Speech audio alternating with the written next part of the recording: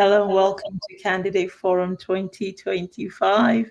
My name is T. Adeyemo and I'm your host tonight. Just a little bit about myself. I am the publisher of ladiescorner.ca, the website, and of course the magazine.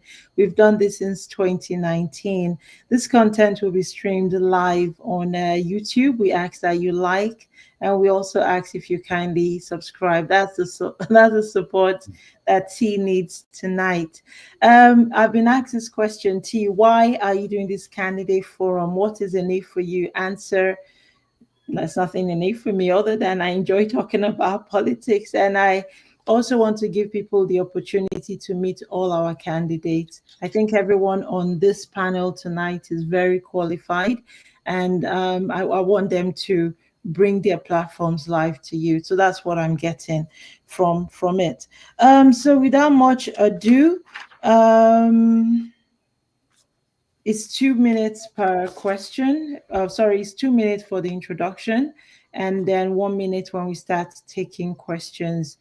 Because again, this is LCC Media, I'm kind of partial to the women. I'll ask my friend to go first.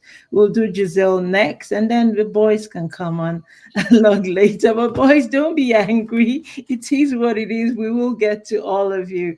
So over to you two. Let's have your introduction. Thanks so much, T. My name is Tu Parmar. Two is pronounced like the number in between 1 and 3. I have lived in Edmonton since I was 1 month old and have lived here all my life except for 1 year where I moved to Saskatoon. I went to school here and did my University of Alberta studies, graduating from the U of A as a pharmacist when I was 22 years old. I've had a really varied career in my experience. So although I have a background in pharmacy and worked in hospital pharmacy and community pharmacy, I've actually managed the drug program at the Government of Alberta for 8 years, changing the way that pharmacists and pharmacies are paid in Alberta. So if you get an immunization or a refill at the pharmacy, I wrote that policy 14 years ago. I've also worked in private industry, brought new medications to Alberta, and was the executive director of Western Canada, and so was able to bring in drugs that helped children not lose their vision. I am currently the vice president of the Canadian Red Cross for Alberta and Northwest Territories. I'm currently on leave of absence right now as I'm campaigning, but was responsible for emergency operations in the Jasper wildfires, in the most recent Fort McMurray wildfires, and working with Indigenous, evacuations up north, as 2024 was one of the worst wildfire seasons in Alberta. That's my professional career. In my volunteer career, I served as the president of Cameron Heights Community League. I've also served as the treasurer, the civics director, as well as many other varied positions. I am now currently the past president on a leave of absence as well. As president and being on the community league for about 7 years, I helped raise $2.5, almost $3 million to build a spray park, community outdoor rink, and a 4,000 square foot community building. Is that my 2 minutes? It signifies that 2 minutes goes really, fairly quickly. It does. Thank you, Miss Purple. I appreciate that. You're welcome. Over to you, Giselle.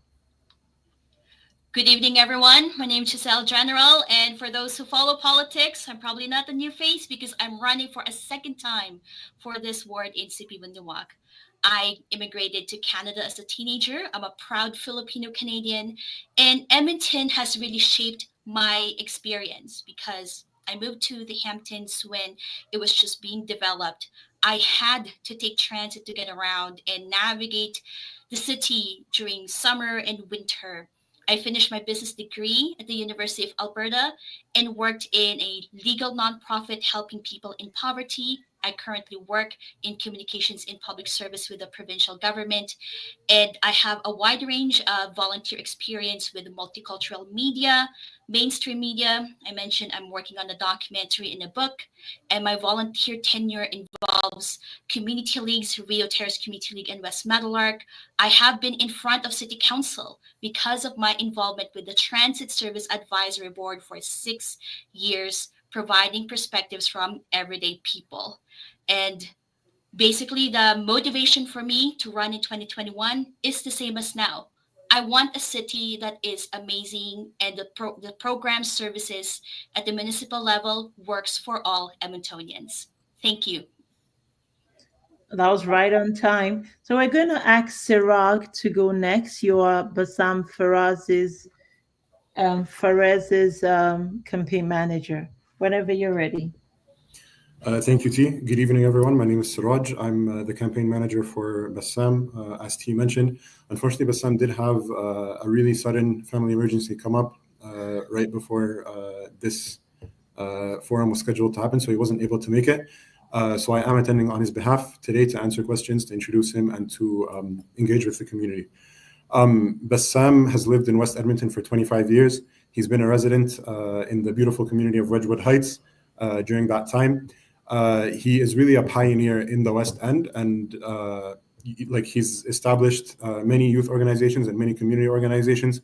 From them, the MAC Islamic Center, the Rahma Mosque, which is now like one of the biggest mosques in the city, in the West End, in the neighborhood of Gary P. He's also established the Rashid Youth Club, another youth and community organization, as well as the MAC Youth Edmonton chapter. He was the vice president of Islamic Family, which is one of the biggest and most significant organizations for Islamic social services in Edmonton and even in Canada. He served on the Alberta Anti-Advisory Racism Board, and he is still actually a member. And he has just been involved in the community at a very deep level in many different ways. The motto of our campaign is smarter growth, stronger Edmonton, and that's really what our campaign is focused on. The city is growing. These days it's growing through densification and through development within the actual present city boundaries. And we just believe that it needs to be done in a smarter way and a stronger way. We need to focus on crime and safety. We need to focus on making sure that residents are, consulted with the projects going on, and so on and so forth. Thank you very much. Fantastic. Thank you so very much. So I just wrote a random list here. We're going to go now to Roger. Okay, so I've got a little bit different twist here. I don't like politics at all. I'm a businessman. I've built over 200 homes in Edmonton, built a fish plant in Belize, Central America with a CEDA program for $1.2 million and end up costing $385,000. End up buying that facility and running it for the 5 years. I brought in technology from the universities in Ukraine. One is a very unique wind rotor, which was validated by our government, which is the most efficient rotor right now to date. And Red Deer Polytechnic is going to be doing some prototypes on that. So I have an ability to create economic development other than wasteful spending like we have in Edmonton. So that's what's getting me to run. We spent $82 million for buses that can't run in the winter. Nobody's accountable for that.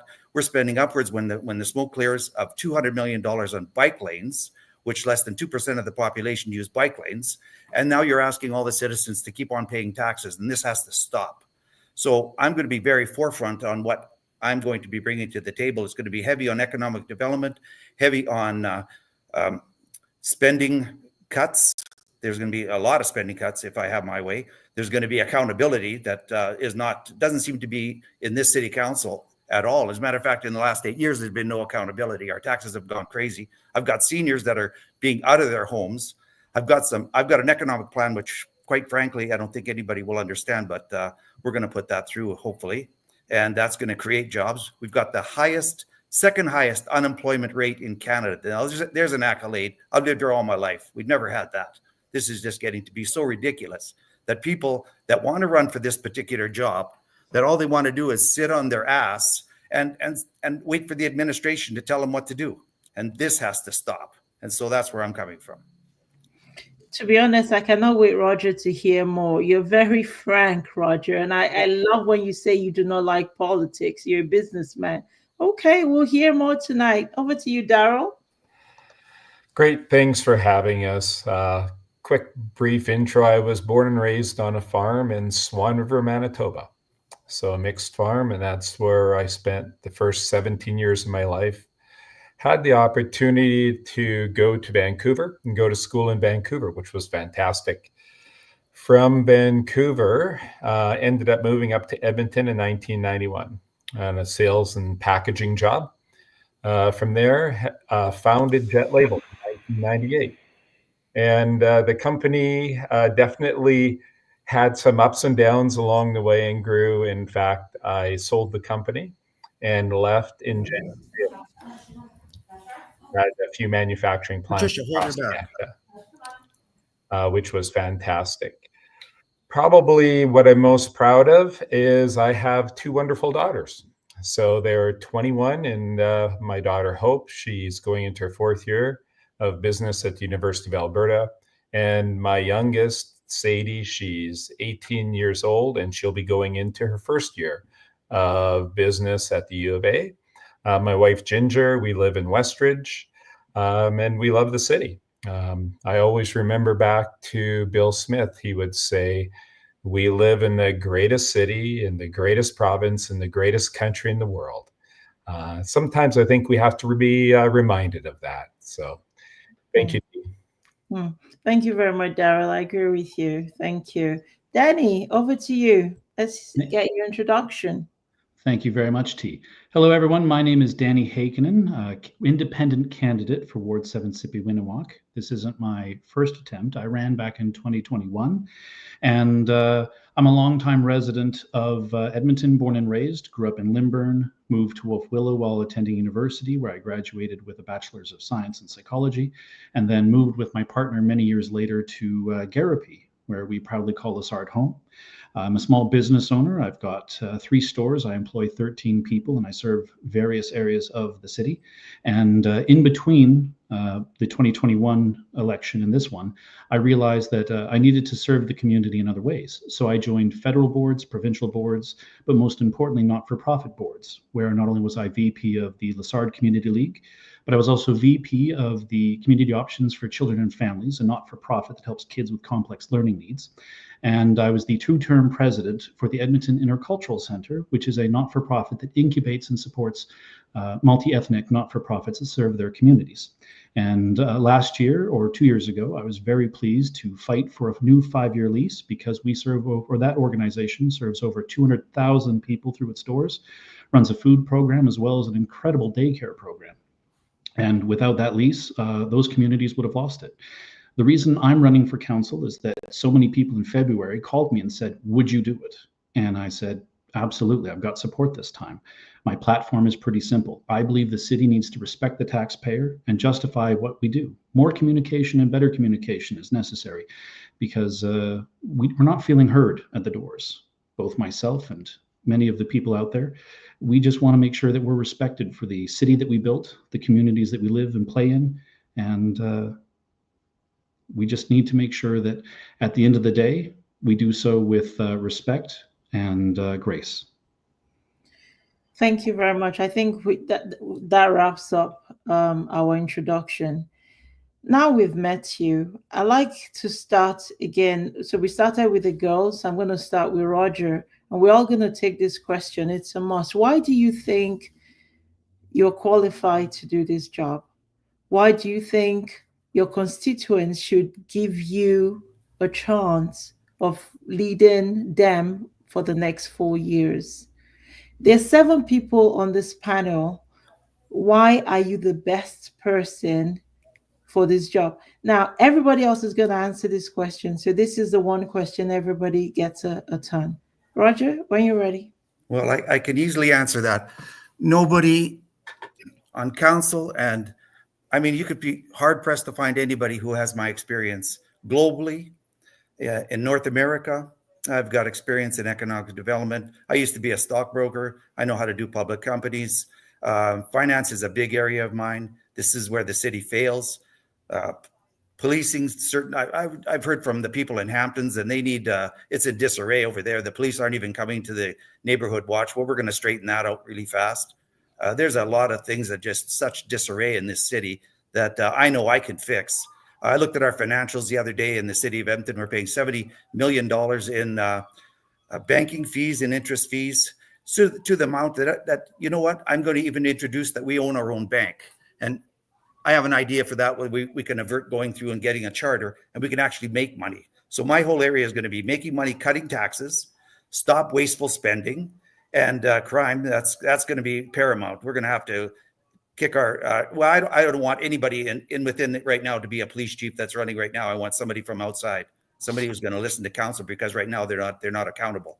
So we're going to make the police accountable. We're going to make them go to neighborhood watch programs. We're going to have economic development that nobody's ever seen before. We're going to have initiatives that this city needed years ago and never adopted. All right, thank you. So that was Roger. 2. You mean me, right? Yes. Okay. Thanks so much. Great question. For me, I think I'm best to be your city councillor, because I've had the experience that not a lot of people have in terms of working with all levels of government. And I've also, I really feel like actions speak louder than words. And so I've been able to do a lot of things in the city that nobody else has done. I haven't seen anybody be able to build a spray park, a skating rink, and a community league building with the city of Edmonton as your volunteer. And so I think it's important that this is what I've been able to do this in one community, being able to have an incredible high quality of life, bringing the community together, building a strong connected neighborhood. And I have the experience in emergency management with Jasper. I have a lot of experience as a healthcare professional, and of course, as we are having a healthcare crisis with the drug crisis right now. And so with all of that experience put together and a community first leadership, I believe that actions speak louder than words, working with the city and working with the province and with the federal government. Thank you, too. Daryl? Great, thanks, T. Probably I look at a couple of key things when I think about why and how. I ask the question, it's probably comes down to trust. We can say a lot of things, I'm certain, in the next 60 days leading up into the election, but afterwards, how do you trust that I'll carry through with what I'm saying, with the promises that are going forward?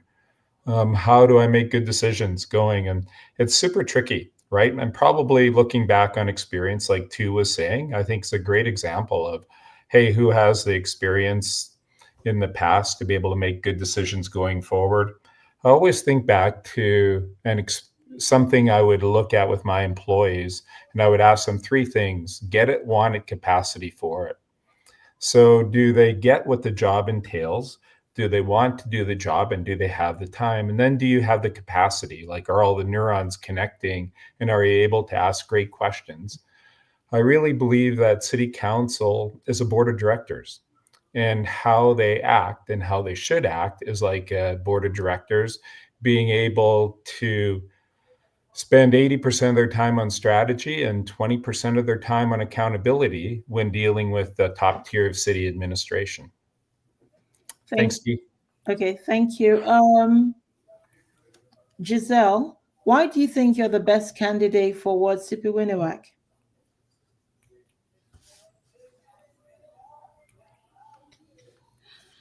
I believe that I am the best candidate because of the votes I got last time.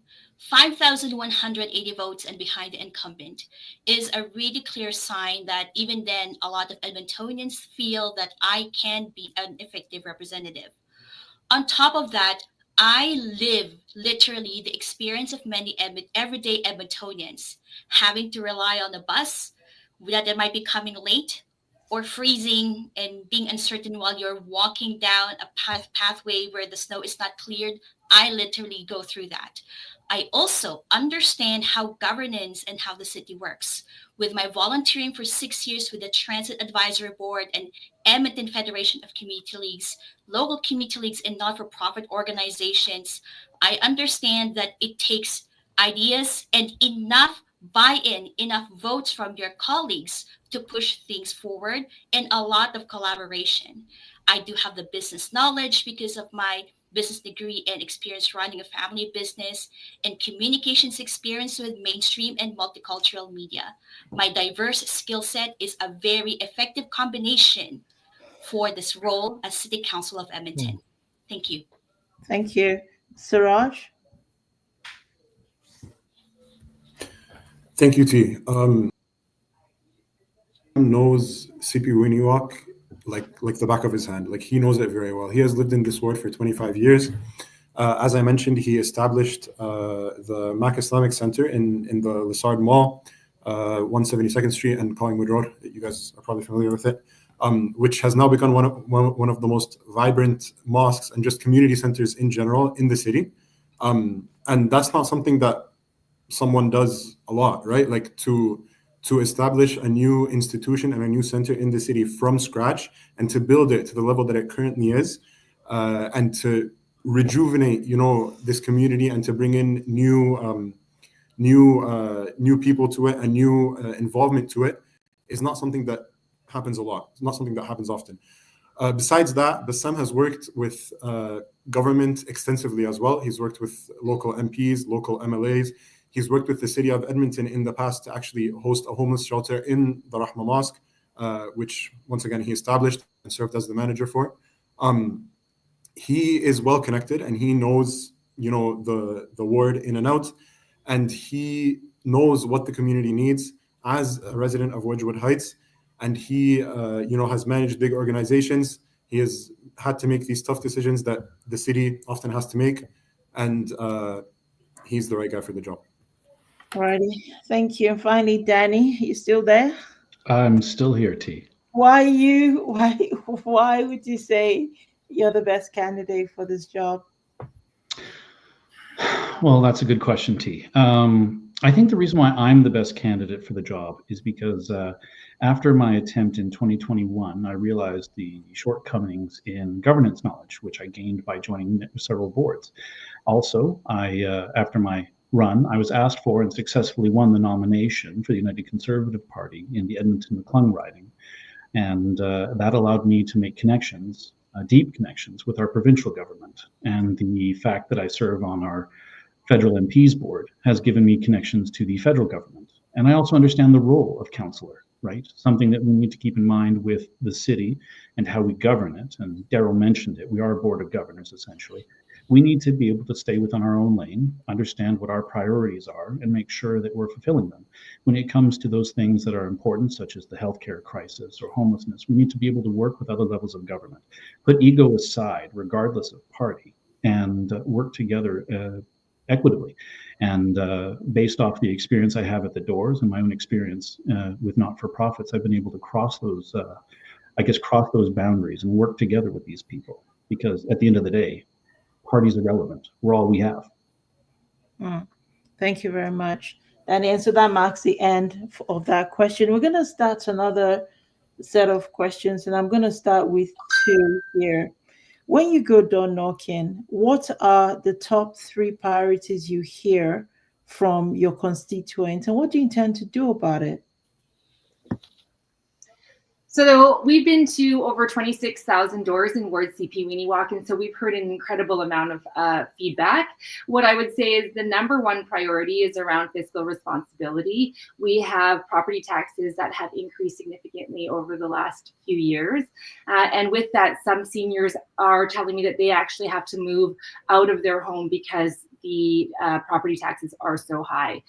The second thing is around safety. People are worried about speeding in their neighborhoods, as well as the people who have been affected by, who are not housed. And so people are feeling unsafe on the trains, on some public transit. And at the end of the day, perception is reality at this point in time. So we really have to figure out a way to make sure that the LRT is on budget, it is, people are using it, and that it is actually built in time.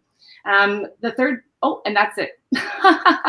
And that's it. Thank you. Those are the main concerns. Thank you. That's good. Roger, when you go door knocking, what are the top 3 things you hear, and what do you intend to do about it? So the number 1 thing that we're hearing is, of course, is property taxes. Then it'll be followed by policing, and then the follow-up after that will be infill housing.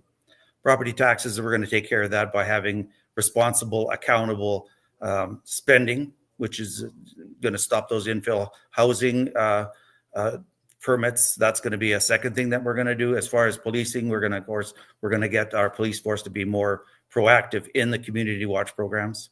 But as far as economic development goes, those people, we are pushing seniors out of their home because of property tax. So what we could implement is something like a reverse mortgage. I'm going to say like 12%. The city would charge a 12% fee. We'd put it on. You can forego your taxes until the day you die, and then your house will sell, and then we'll of course recoup our money that way. We can initiate a program like that. The province did that. I don't know how effective it's been, but we can initiate something along that line and get people so they don't have to get pushed out of their houses. All right, so Bassam, your people are saying, let Bassam go first. Let him go. Let him. All right, Bassam, you got it. Your turn. What are the top 3 priorities you hear when you go door knocking? I hope you guys think I'm fair, and I hope that comment was not insinuating that I'm not being fair. Obviously, I'm partial to the girls, but what can I do? Bassam, you're gonna go now, and then the next round you go first, so people don't think we're discriminating against your candidate because he's not here. That's not what we're doing, okay? So we want you to feel that we're fair, all right? So what do your constituents tell you, and what do you think Bassam is ready to do to answer those questions, okay? Thank you, T. I think you've been perfectly fair. No complaints at all from me. I would say, as we've been door knocking, really it boils down to 3 main issues. First of all, construction and infrastructure. Residents want construction projects to, first of all, be finished on time. Especially, this is top of mind with the Vial Line West LRT being extended into our ward. They want construction to not disturb and be such a big convenience to everyday life, which is something we see now in our ward with so many of the main arterial roads into downtown having construction on them and disrupting everyday commutes. The second thing is infill housing. It's a big concern that has been brought up, especially in with projects like the Wedgwood Heights, the surplus school sites that were sold off in Wedgwood Heights and Summerlee and Lymburn. All 3 of those sites are within our ward. There are concerns there also about losing green space, losing park space to these affordable housing developments, and a lot of this sentiment that residents are not being consulted enough. And last but definitely not least, crime and safety is a big one that comes up. We have in areas, especially areas like Meadowlark, West Meadowlark, there is a problem of people who are unhoused, causing issues and making residents feel uncomfortable in their own homes, which is definitely something that we believe needs to be, addressed in a humane and compassionate way. And that's it. Thank you. Thank you, Siraj. That was really good. Danny. Thank you, T. So after having door knocked over half the riding so far, it's pretty vast, 97,000 people, 46,000 homes. For me, the 3 things that I get here consistently at the doors are, of course, property taxes, for which my platform calls for a freeze of the incoming 6.5% tax increase and do an audit of city spending. Most people are happy paying property taxes. They just want to know where the money's going, and they deserve that clarity. The second issue is bylaws, not just the blanket zoning bylaw for infill, but just bylaws in general, like the bag bylaw. Most people were fine paying the extra 25 cents, and that's not that's not a bank breaking amount of money. But when they find out that the city is not tracking anything, it's really hard to want to follow something if the city can't provide clear justification for why it's doing what it's doing. And then the last, I shouldn't say the last thing, but the final of the top 3 is focus on clean roads, safe streets, and cleaning the snow. Just focus on those things the city is responsible for. Thank you. Daryl? Great. I think in the ward Sipiwiniwak, it changes throughout. What I've noticed, and I'll sound like a broken record, zoning infill up in the northeast, which is Parkview, Laurier, into those areas for sure. Number 2 that we're hearing is social disorder and cleanliness, sort of around crime, right? That's what it speaks to. And then the third item, which I'm probably will jump to number 1 as soon as school comes back in, is construction and all the challenges around how difficult it is to move in our neighborhoods, how difficult it is to get out to park. I can't even imagine trying to drop a kid off on 95th Avenue. And I think there's 6 schools along that stretch of road. So that will obviously hit the top of the list around all the projects that have been started all at one time. Thank you very much, Giselle. Yes, and I'm glad that the candidates are. Whoops, hello? We can hear you. We can hear you. Okay, we'll just wait for the audio to keep going then. In that case, just for the sake of time, the top 3 concerns I have been hearing are property taxes and spending, as articulated by other candidates. Same thing that I've been hearing. People want to know and be reassured that their money is spent properly. And that's why I'm very excited about this zero-based budget process. And the second is infrastructure. So that is both neighborhood renewal, road construction, and LRT. I live right next to the Misericordia LRT station, so I get impacted by everything that's going on when I'm getting around. And finally, well, actually not finally, but there's a bunch of other topics. Densification is another one. So the growth in the new neighborhoods with apartments and housing and infill in mature neighborhoods. And as an honorable mention, because it is important, safety is a big one. So yes, I put in 4. Thank you.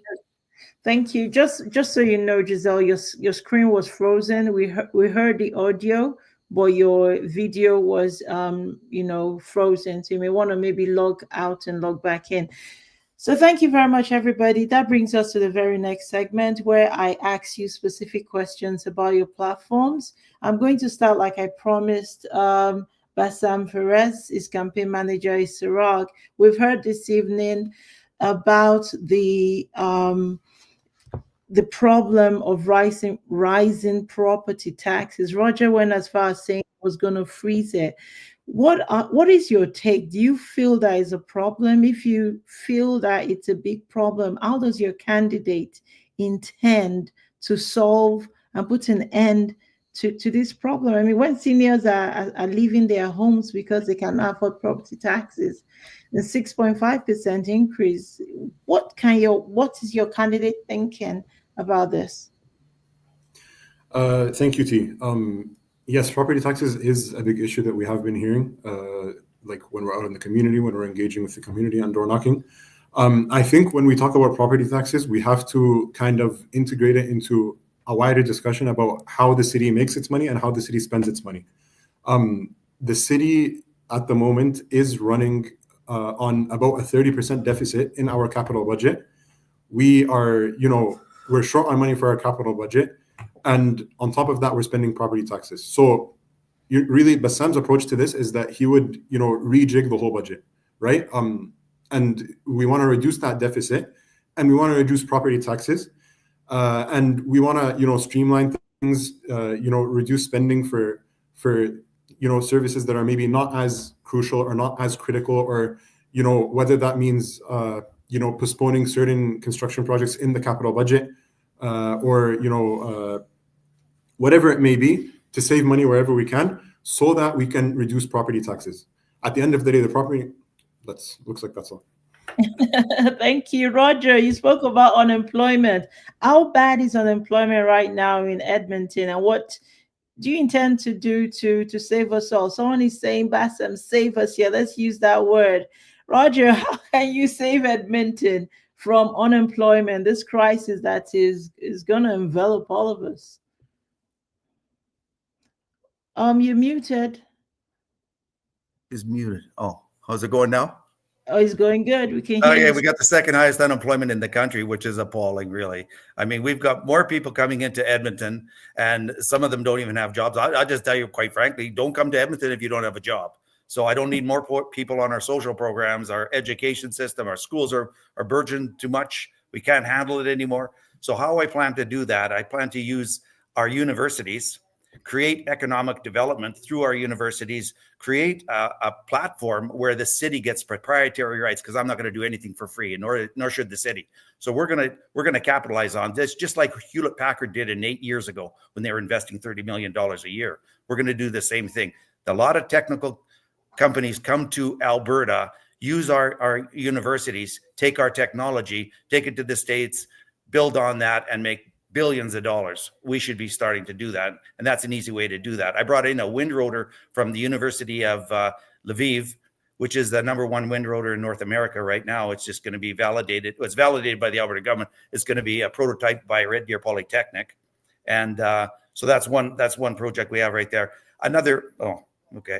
Thank you very much. So Danny, you've got 13 employees. We're still on the problem of unemployment. It's actually really bad. I don't have the statistics right now of unemployment in Black families, in Black Canadian households. You are an employer. How do you intend to solve this problem? Would you see it as the city helping you, the province helping you employ more people? What are your thoughts around solving this for all Edmontonians? Oh, sure. Just give me a hard one there. Well, T, the issue of employment in the city is that both the the city of Edmonton and your city council, as well as the provincial government, need to work hand in hand to ensure that any kind of red tape or anything that prevents small business owners from succeeding in creating employment is removed. Because small businesses are probably, I think, 50% of Canada's economy. We're the largest component of employment. As we see through the city, and actually driving down, say, Stony Plain Road, we see a lot of boarded up businesses because of the construction that's taking place with the LRT. And there's many, you can read in the news, many businesses that are struggling. So I don't think it's that the city needs to do more for businesses. I think the city needs to be more respectful about businesses when it comes to upgrades and construction, and making sure that they provide them some kind of, not compensation, but consideration and allowance, so that when they're doing the things they're doing, they're not ruining these businesses. All right. Thank you so very much, Danny, for that too. You're the miracle worker. You did a lot. How much was the skate park you built? Did you say it was 4.5 million or $5 million? No, it's almost $3 million that we raised in the last 5 years. We have inflated that from 3 million to 5 million. I'm going back to this problem of unemployment. As a city councillor, if you get this job, how do you intend to crack it? This one is an incredibly complex issue, because there are so many things and so many factors that go into it. You know, I have had to be in a lot of Ubers for my job as vice president of the Canadian Red Cross, and I've noticed that even my Uber drivers are physicians and they are from different countries, and so there are definitely, it's not that people don't have the experience, it's that we don't have the opportunities. So we have to work with other levels of government, so the provincial government, the associations, the bodies, the accrediting bodies, to be able to work and understand how people can actually fit into the needs that we have in the city. There are a lot of jobs that there are not enough people for, and so we have to make sure that people are trained up to be able to do these jobs, and that will really help with unemployment.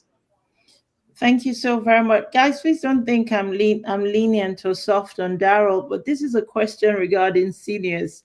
All right. I hope it's a tough one. So now, seniors often struggle to access city services. Now, what are your thoughts concerning this, and what is your plan to make services more senior friendly?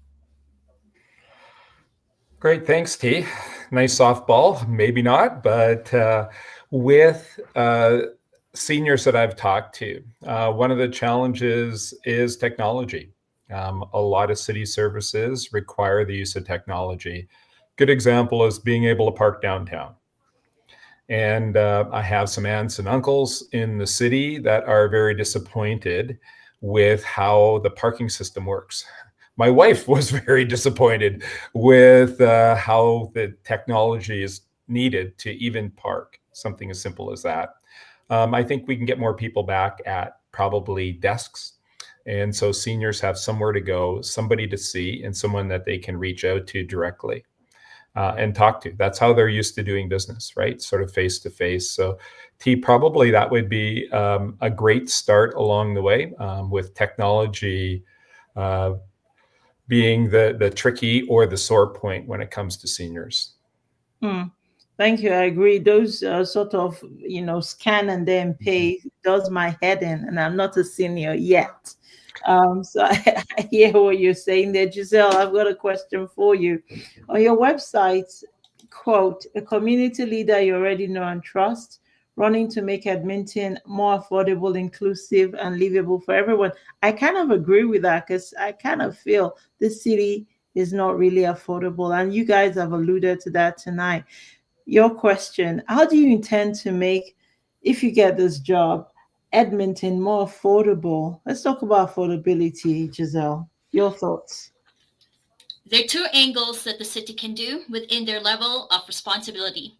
The first one is, of course, property taxes. And that's why I mentioned before, I am very much looking forward to the zero-based budgeting process that this new city council will look into to identify which areas we can save money for while maintaining the most important levels of services.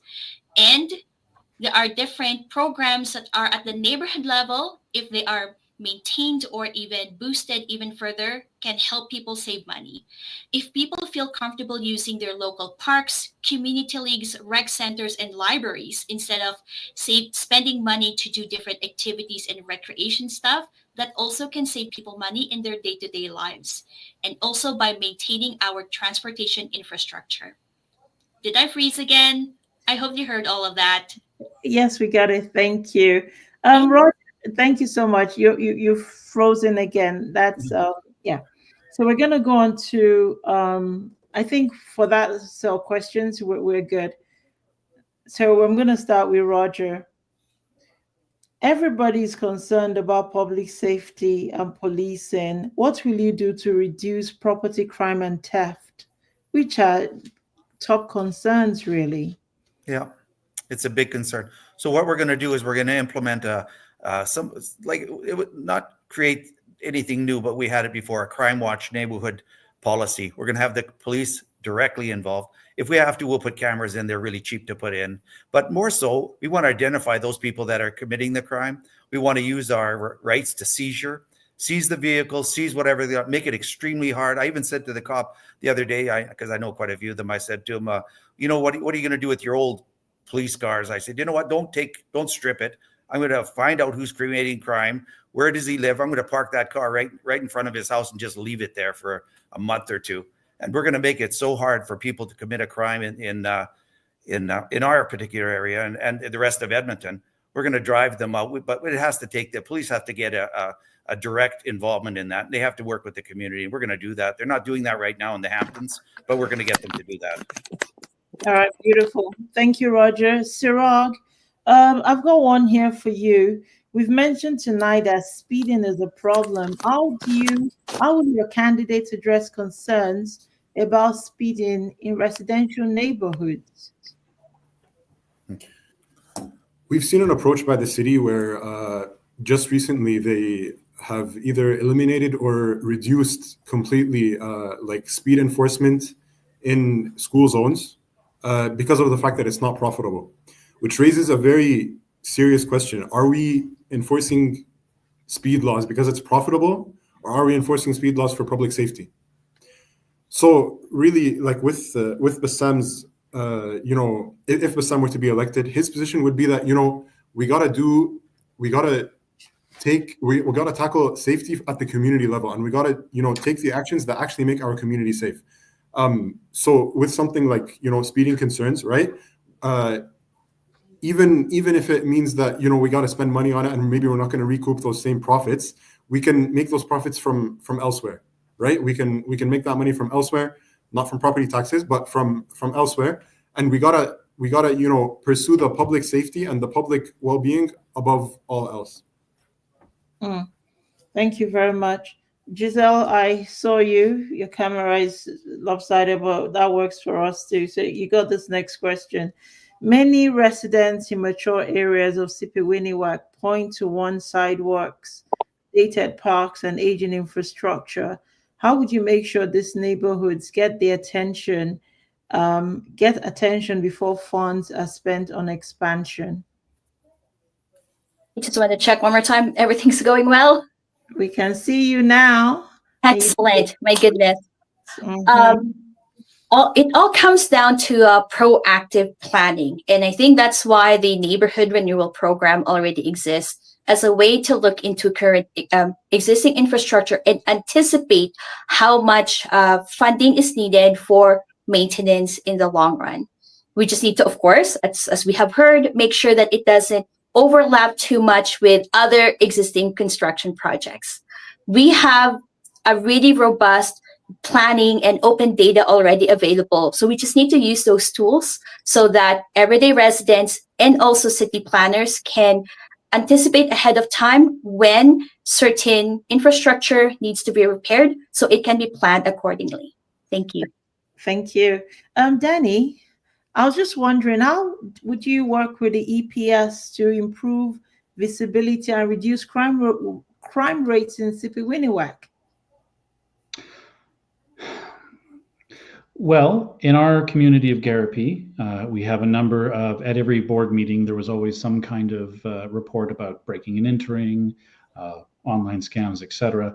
When working with EPS, Roger's already alluded to it, right? The community needs to be involved, but there also needs to be a protocol in place so that people know that when something's going on, they know they might know the respective response time, how best to engage with the system.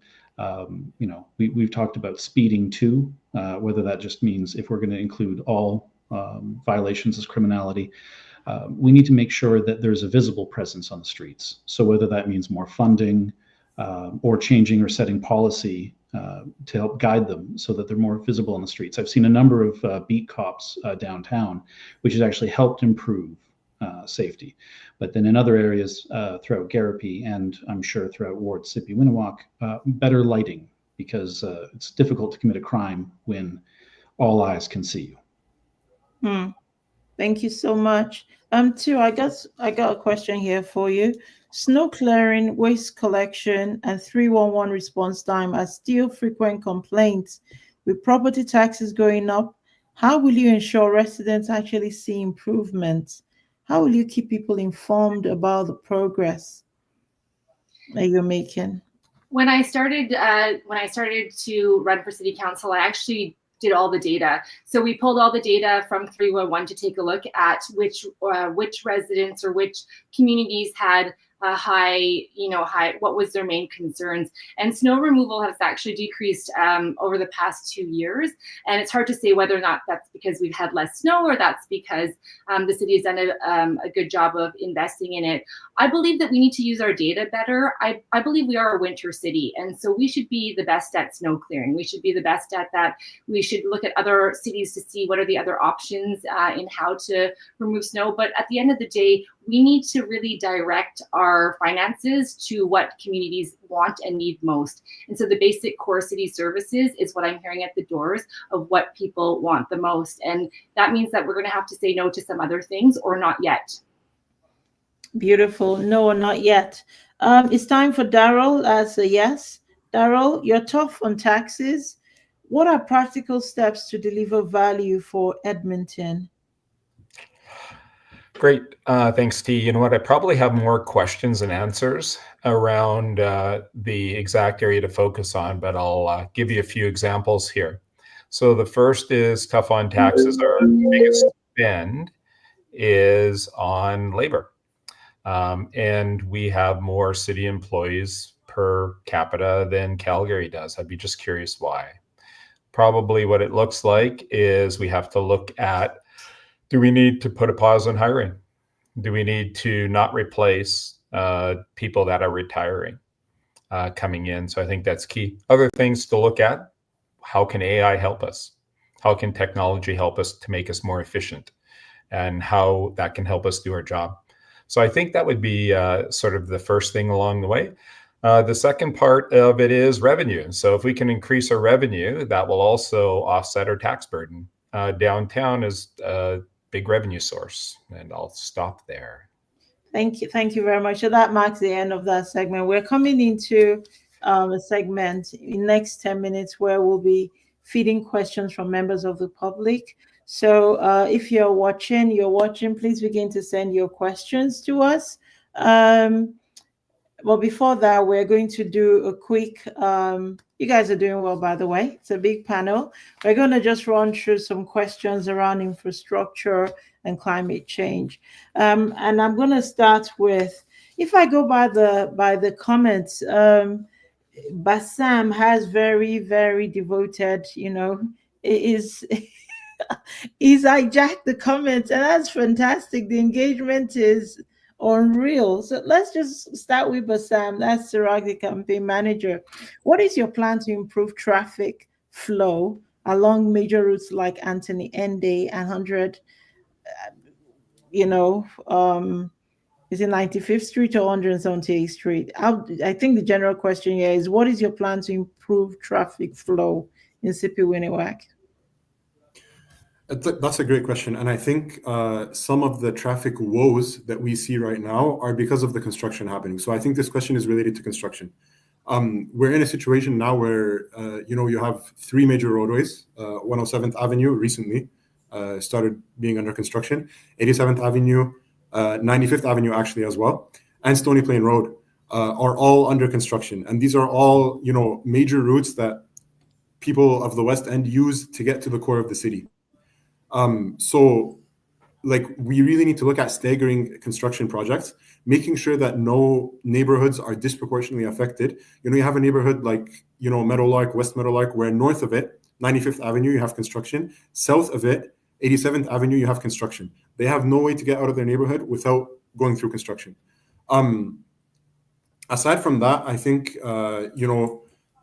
when the city is doing its capital projects, I think we should definitely look at, especially when we're building new neighborhoods in the West End, we want to make sure that we're building roads wide from the start, not building them, as a 2-lane road and then expanding them, years in the future. Thank you very much, Daryl. I've got one here for you. How will you balance road repairs from budget pressures at City Hall? How will you balance road repairs with budget pressures at City Hall? Oh, well, I think I'll just go back to generally a board of directors, if that's how council operates and that's how it should operate. 80% of the time on strategy, 20% on accountability. You get a chance to ask, what is the strategy for the project? When is it going to be completed? When is it going to be, when is it going to be done? What are the targets? And then what is the contingency? And I was always surprised that all the projects all started at the same time, which was shocking. Right? Like we mentioned before, 95th, 87th, they all started, or they were all going on at the same time. And really, it should be absolutely staggered. And probably that leads to a massive budget issue because everything is late in all the change orders that happen. And then you end up having to spend more money on overtime, running it 24/7, closing down intersections. It is so difficult for crews to get ahead or get back on schedule when something is off schedule. So I think it comes down to the planning and the strategy up front, to be honest. Thank you. Roger, my understanding, please correct me if I'm wrong, that the Valley Line Western LRT construction, along with other ongoing roadwork, has made commutes very problematic in Sipiwiniwak. How would you make sure necessary upgrades happen while reducing day-to-day disruptions? And what concrete steps would you take? Well, if you take a look at, I was watching them last weekend and nobody was working. Now, I kind of found that being a little odd when we live in a winter city. That's one thing they should be doing. They should be mandated to get this thing finished quickly. That one is really a hard situation because it's funded three different ways from the province, the city, and the feds, of course, are funding that LRT. So, when you got three different streams of funding coming in, it's a little bit hard to manage something like that because you've got three different levels of government you have to talk to get things moving a little faster. But the contractor there, Marigold, specifically, seems like they're more amiable now to start moving things a little bit quicker. They've been kind of got their ears pulled a little bit to get things moving. So we'll see what that happens, especially when they're headed to the downtown core, when they're getting on Stony Plain Road. Hmm. Thank you very much, Roger. And I've got Danny next. What Sipiwiniwak's name honors the River Cree, if I'm correct, and it reflects the indigenous history in Treaty 6. How would you weave this heritage into your leadership, particularly in planning decisions, public communication, and reconciliation work? Thank you, T. So I think it's fair to say that recognition and acknowledgement are very important for any level of government to perform. But if I'm going to speak about my leadership based off of the communications I've had with the door and hearing people's stories, regardless of their heritage, ethnicity, and background, it's that they want to be heard. They want to actually feel like their voice matters. So when the city does its public consultation, unfortunately, the city has its plan that it's going to follow. As a councillor, we serve out, and city managers' employees serve up. And so these people, regardless of their background, living within our city, they just want to make sure their voice is heard. So as a councillor, it's making sure that you're there at every meeting, that you lend your weight as an elected official, and that your city manager, who oversees all the departments, is aware of prioritizing the service to the people over blindly following a city plan that does not seem to take our concerns into account. Thank you. So I got a question for you. Would you say that homelessness is a big problem in Sipiwiniwak? And if it is, what are your thoughts around doing things better than this present city council has done? Yeah, I think a lot of people are seeing the homelessness situation. It used to be in the core town, and now it's everywhere. I think that it is in most neighborhoods. They are starting to see people who are living in encampments and living behind the fences. I see. What I see, see it very similar as in Jasper. So in Jasper, when a house burns down, we case manage them at the Canadian Red Cross. And so we are able, because they have different deductibles, they have different insurance, and they have different life goals. I think that most of the individuals that are experiencing homelessness are going through individual crisis. So some of them have addiction, some of them have no money, some of them have no support. And so we have to be able to case manage them with the provincial and the federal government, because we don't have enough money in the municipal government to be able to do something like that. And then we actually have to measure it with key performance indicators of, are we doing the right thing, and working with other not-for-profits and charities to really make sure that each individual gets to that life goal. And we've actually seen incredible success stories from a couple of these organizations.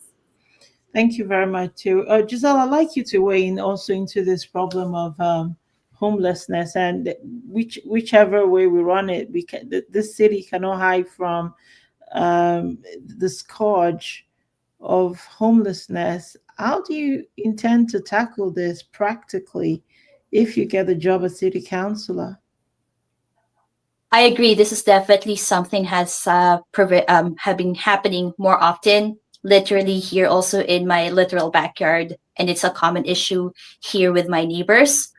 I had a really wonderful conversation with Niganan Housing, one of the Indigenous-led organizations. And I think it is really important to empower and support such organizations and do our very best to make sure that they can advance their goals, which is something the city has done recently to approve funding and land for Indigenous supportive housing.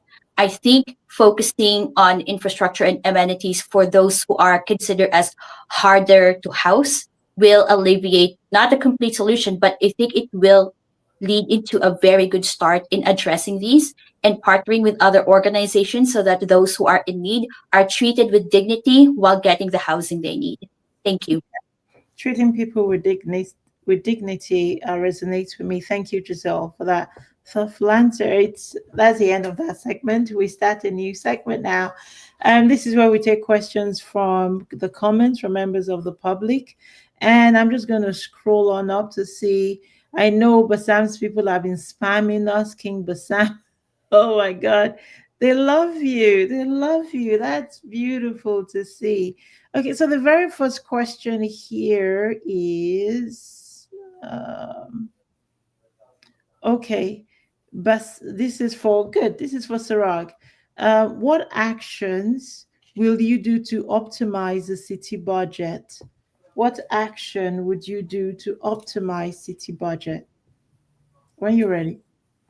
Thank you, T. So, as I mentioned earlier, if Bassam is elected, really his approach would be to, relook, take another look at how we approach the city budget in general. Going into, taking like 30% debt spending for capital projects is not super sustainable, and we should be reducing that. So there's a number of specific actions we'll be taking. First of all, we would look at the current slate of capital projects.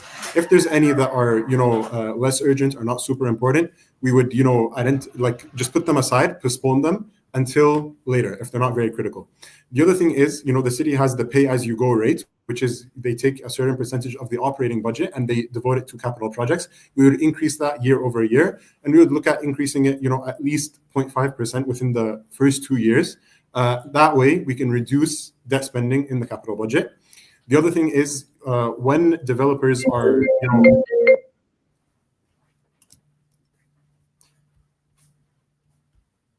sorry. My apologies. People have been calling me tonight. I'm famous. I don't know why, but please carry on. My phone barely ever rings. No problem. Thank you so much.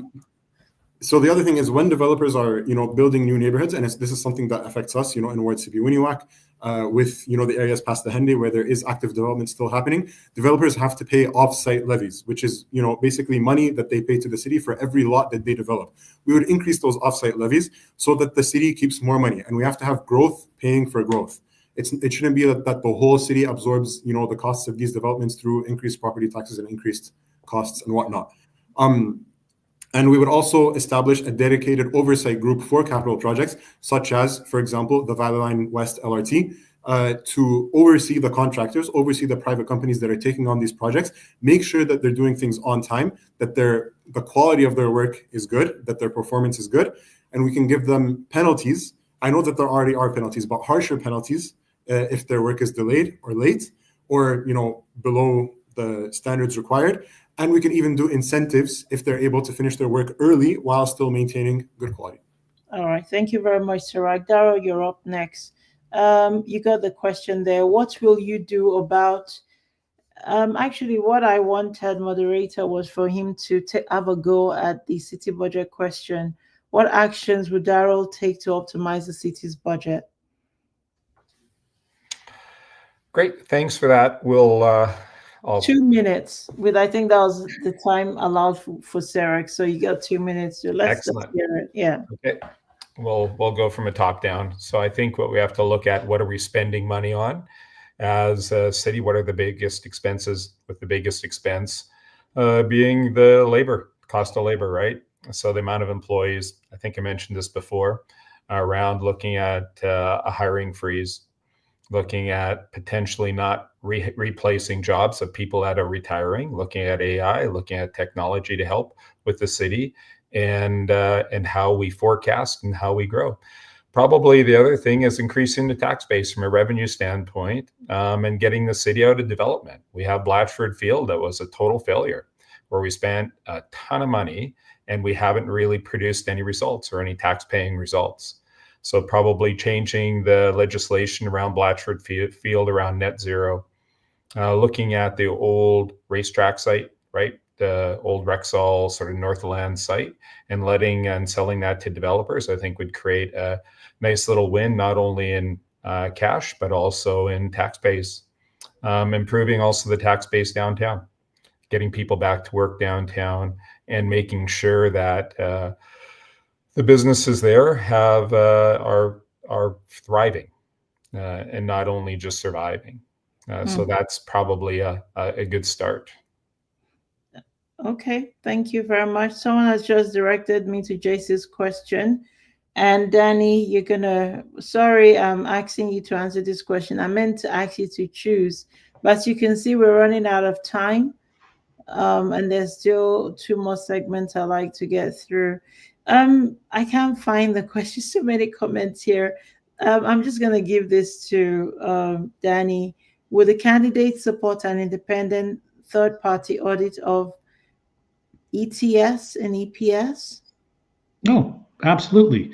So my platform makes it very clear that my approach to the budget is that we audit city spending, but something that most of us, or I hope most of our candidates are aware of, is that every year the city auditor will come through and provide the city council 10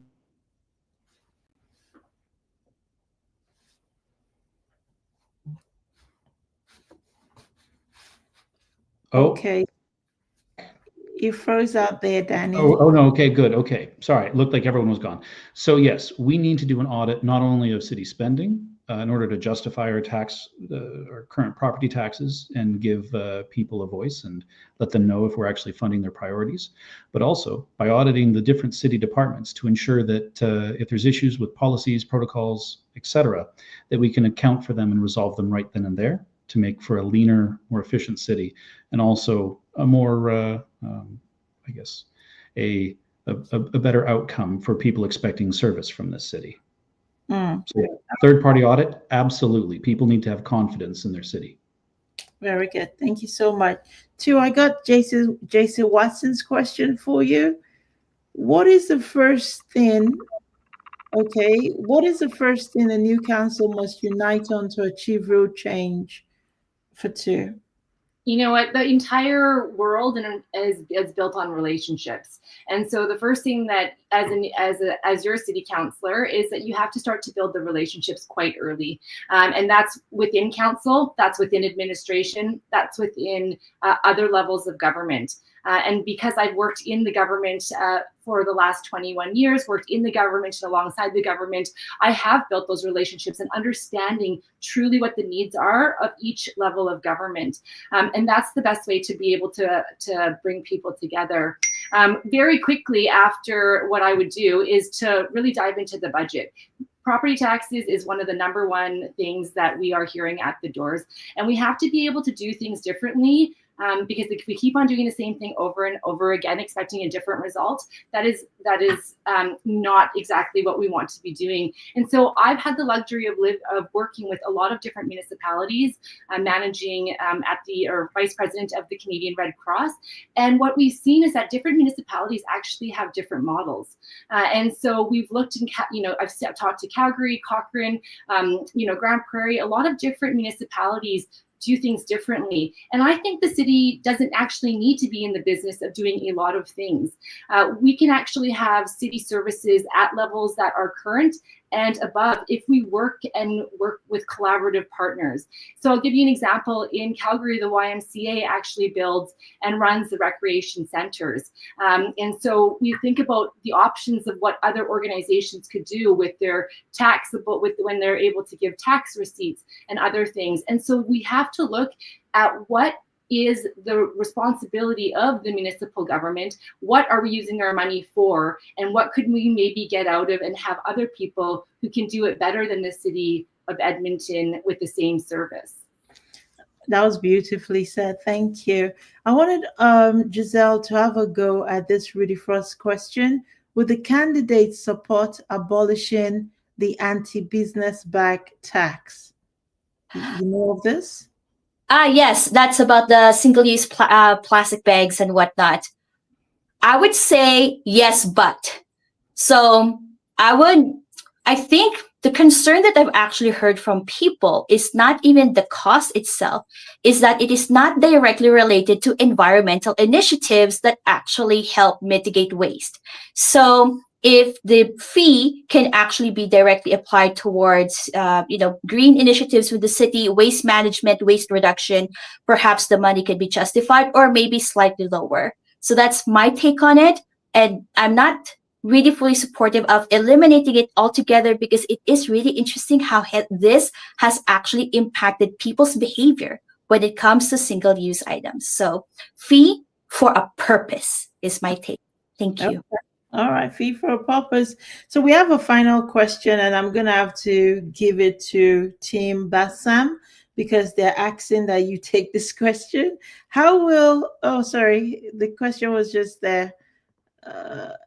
How will Team Bassam address youth employment in the city? So this will wrap up the segment, guys. It gets the last word. All right.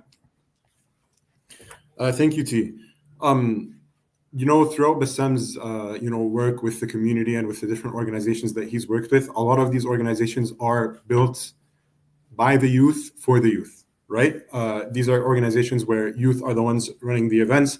They're the ones, running the initiatives, and their target audience is youth. You look at something like MAC Youth Edmonton, which Bassam established, Rashid Youth Club, which Bassam established, Islamic Family, which Bassam served as the vice president for, and so on and so forth. I think from the city's, angle, one really big thing that we could do to help would be to provide more grants for organizations like these to, be able to afford to hire youth for, let's say, a summer job to keep them productive and to keep them busy while school is off, and also making some money, gaining some experience, getting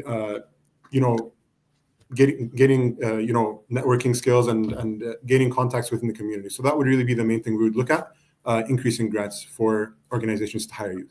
All right. Thank you, Tim Bassam. That was well answered. So that wraps up that segment. We have 2 more segments, and then you guys, the best candidate may the best candidate win. I want to introduce this segment by saying you don't have to participate, because Tim Bassam answered that last question. We have to move now on to Daryl. And what the segment is do you have any question to ask any of the candidates here? So Daryl, do you? And who is the candidate? You got 1 minute here to do that.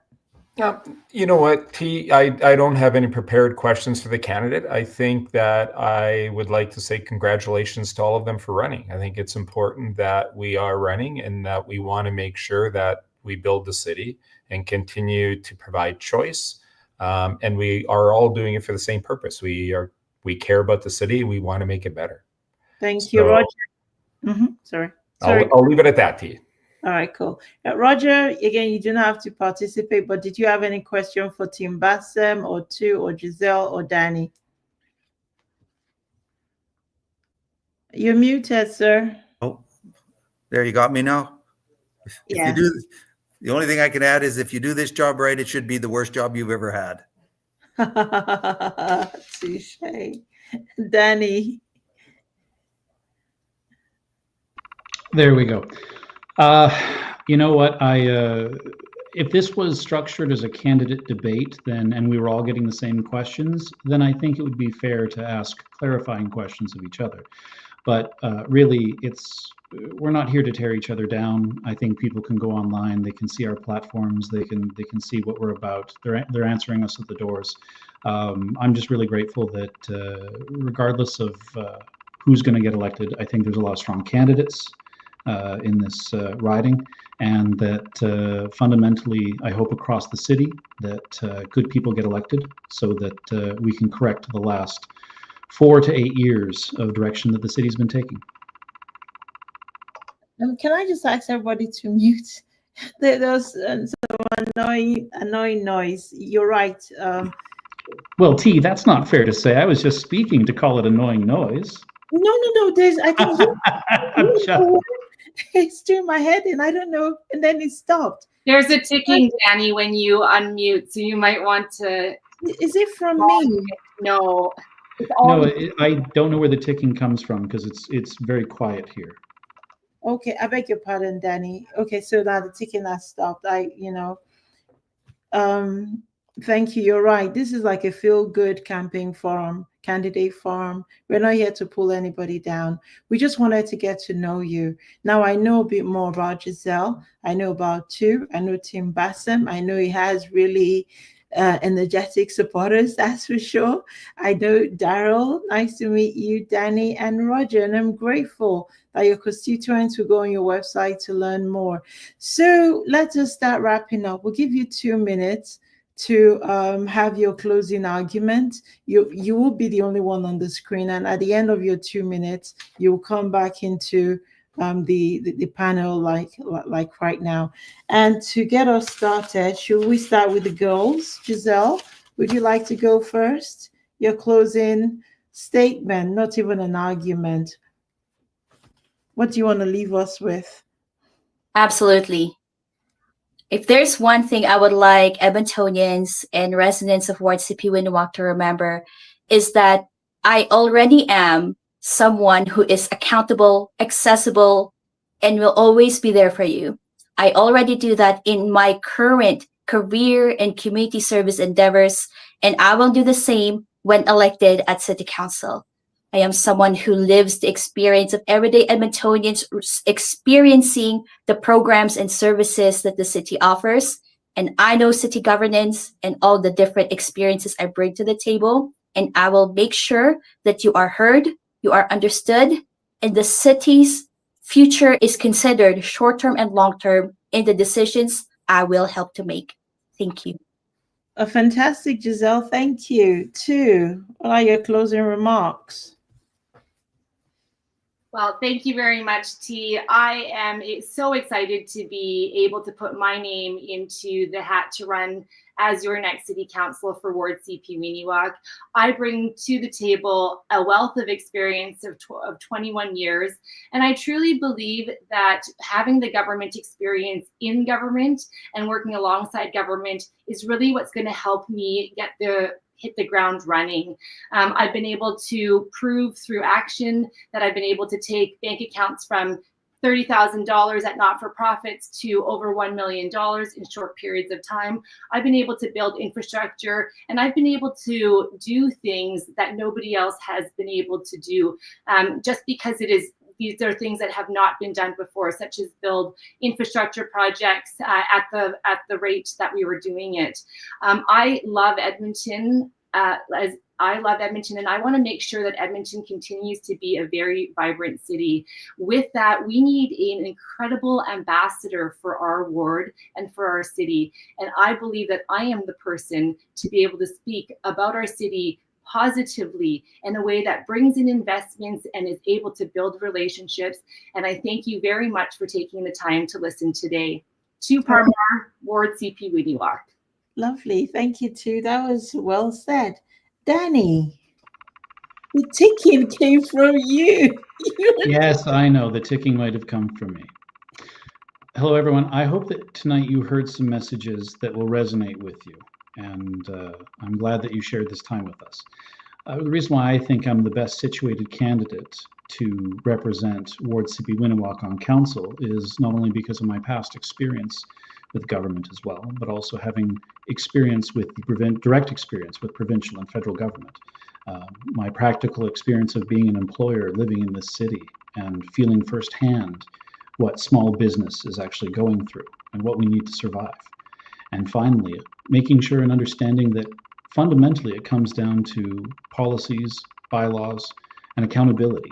And I think I stress that pretty clearly on my platform, that no taxation without justification is the central tenet of it. We cannot continue to ask the citizens of this city who are suffering through stagnant wages or on fixed incomes to continue to pay more when they're seeing less service.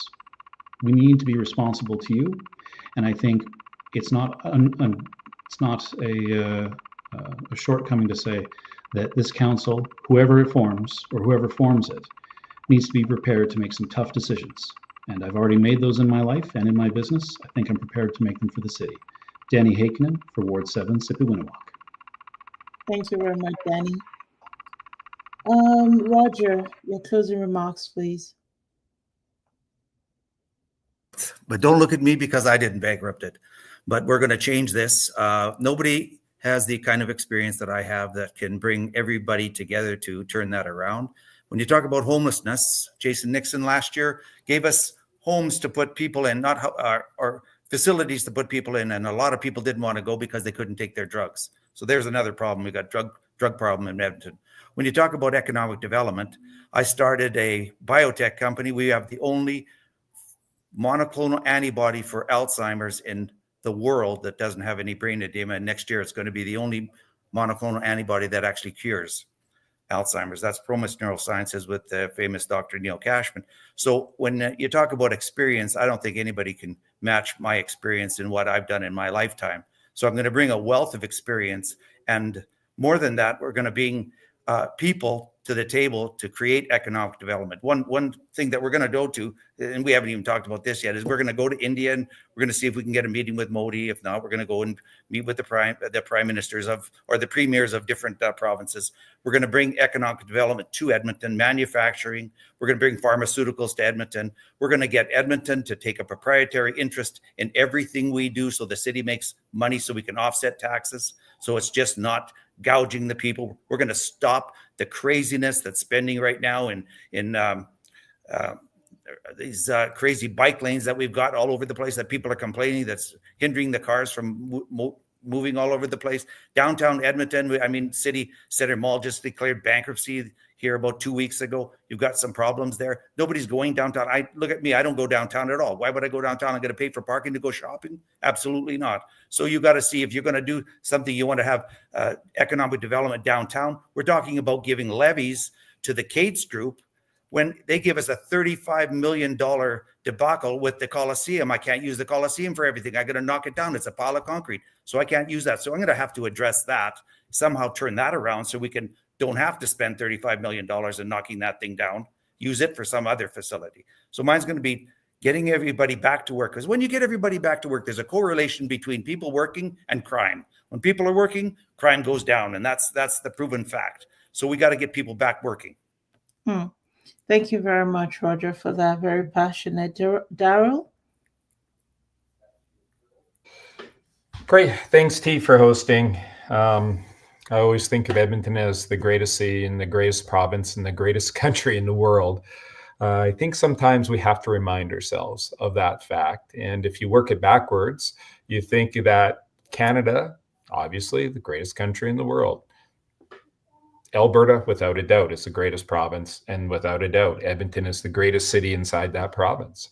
So what it means to be a councillor in Edmonton is, I think, to be part of a team and to be part of the solution. I don't know, being on city council, if one councillor can, with a magic wand, fix every single problem. But I think working together, probably developing relationships, like was mentioned earlier, with the provincial government, continuing with the federal government, we can continue to put our city down the right path, or get our city back on track. Now, a couple of things that I always think about are opportunity. And I think what our citizens want is they want opportunity personally, professionally, and most of all for their family.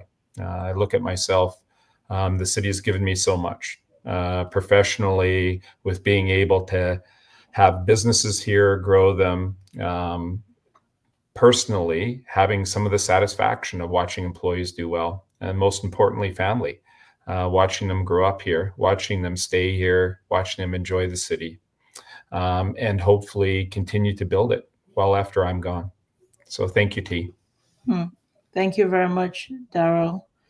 That was well said. And Tim Bassam, your closing statement. First of all, thank you, T, for hosting us tonight and for this, wonderful evening of discussion and engagement that we've had. And also, once again, our apologies that Bassam was not able to make it personally. It was really a sudden situation, sudden family emergency that came up for himself. Really, I just want to emphasize again that with Bassam's campaign, we are here to take concrete action. And, there's this trend where, politicians have this reputation where it's like, they make all these promises and they get elected. And then after they get elected, you don't hear any of that, and none of that comes up. But Bassam has shown in the past, through his involvement in the community and through, all the things he's done, that he can take concrete action and he can have real change in his communities. And that's something that we would bring to City Council if Bassam is elected. We have, clear goals and clear action items behind all of the, policies that we are proposing. And, we'll be updating our website and our platforms soon with these specifics and with these specific goals that we want to achieve. And, to everyone in the audience, I hope that you guys vote Bassam on October 20th for Ward Sipiwiniwak, Ward 7. Fantastic. Thank you very much. That was incredible. And with that, we've come to the end. It's 4 minutes to 9 o'clock. We've come to the end of the candidate forum for Ward Sipiwiniwak. And from my side, may the best candidate win. You all are very competent and incredibly brave to want to put yourselves out like this. I've had an interesting time getting to know each one of you, like your platform. I know what Danny's about, Giselle too, Roger, Daryl, and obviously Bassam, who is ably represented by his campaign manager, Siraj. So I'm grateful. Thank you for honoring our invitation. Tonight has not been perfect, and I come at this as an enthusiast.